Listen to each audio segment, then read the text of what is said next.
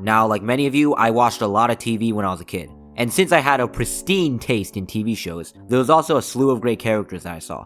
So today, I'll be going over those characters, the childhood characters we all loved. And if you didn't watch these characters as a kid, then I just feel sorry for you, you had no childhood. Anyways, we can start off strong with Ash Ketchum. But not this guy, I don't know who the hell this guy is. Nah, I'm talking about him. Now, I loved Pokemon as a kid, and so I watched a lot of it. And I had the privilege to watch the golden age of Pokemon from Gen 4 to Gen 6. And what can I say? Everything from the animation, to the region, to the Pokemon designs, well, at least most of them, and side characters were all amazing.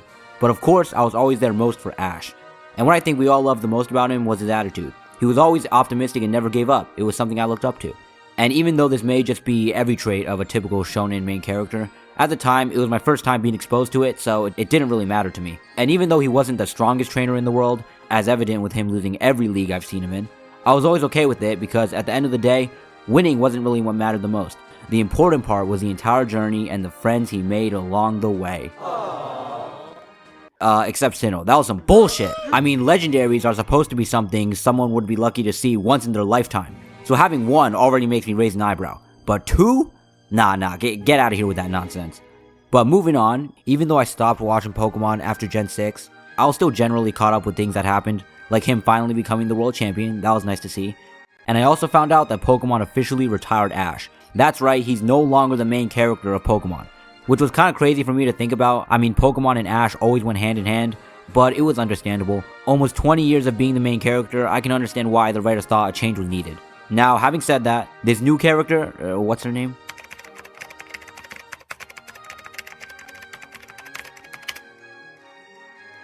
Liko will never have shit on Ash, I don't care. She could catch every Pokemon known to man and Ash would still be better, it's just a fact. And when I grow up to be considered an old man, I better not hear no little kid saying this new character is better than Ash. And final thing, if anyone watches this video really, that has also watched Pokemon Journeys, let me know if it's good or not, I was considering watching it.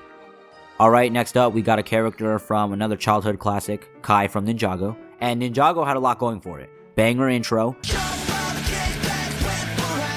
cool powers and suits, and I'm sure everyone's got their favorite out of the original 5, but me personally, I loved Kai the most. Ever since I first watched him, I thought he was destined to be the Green Ninja, and while that didn't really work out, I had to stick with him, I ain't no bandwagon. Alright, next we have Scooby and Shaggy from Scooby-Doo. I loved watching Scooby-Doo and seeing him and the group catch those Party City villains, but I have to admit, when I was a kid, some of those villains kind of spooked me. Like this one and this robot, I just know I would have shit my pants if I saw this in real life. And that's another reason why I like Scooby and Shaggy compared to the other characters. They're more relatable. Unlike Fred, Velma, and Daphne, who would just be going into anywhere with no regard for safety, Shaggy and Scooby were always the ones telling them not to go into that house that everyone told them was haunted, or to not split up and look for clues. Like to me, that's not being a scaredy cat or nothing, that's just having common sense. Like splitting up has never worked once, so why keep doing it? Matter of fact, even though the show portrays Velma to be the intelligent one, from what I've seen, Scooby and Shaggy might just be the smartest ones in the group. Alright, now before I end the video, some of you watching might have noticed my video has a lack of superheroes. Batman, Spider-Man, Supermans, they're nowhere to be found in this video. And I'll clear that up right now. They just all suck ass. I'm just kidding. Maybe. But in all seriousness, I never really watched any superhero related shows or movies as a kid. Marvel and DC just weren't really my thing. I know, but what can I say? I just liked ninjas, fictional creatures, and talking dogs more.